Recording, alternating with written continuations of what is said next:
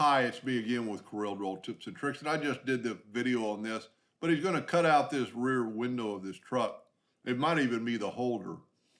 Whenever I do something like this, especially if I didn't draw the product, I'm going to be a little leery if it cuts the outside first and then it falls. It might not be, if your laser bed has a little warpage to it or just a little dent in it, and if it falls.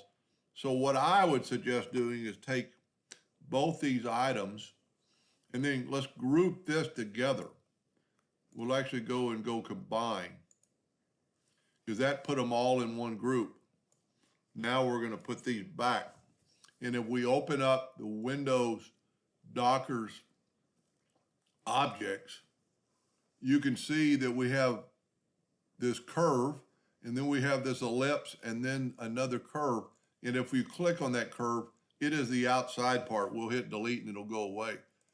I don't know about all lasers, but mine, an epilogue laser, when you run a combination job, it's always going to engrave first, but it's going to go from the bottom up in preference.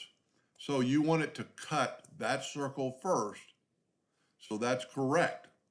If they were backwards, you could move that up here and then it would cut the outside first. That's what you do not want. In this case, it's not that big a deal because this is a pretty big piece. It's 4 inches and it's probably not going to drop.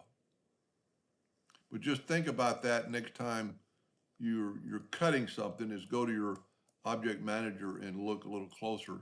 There's a few other details in this drawing I would, fix and, put that more so. And like I said earlier, I didn't fix all these leaks. Let's see if we can find that. That should not show when you're lasering. But just to play it safe, you could bring it up a little bit because it's going to engrave it all anyway. But, if it was my project, I would just double look at all those places we found and just bring them into the picture.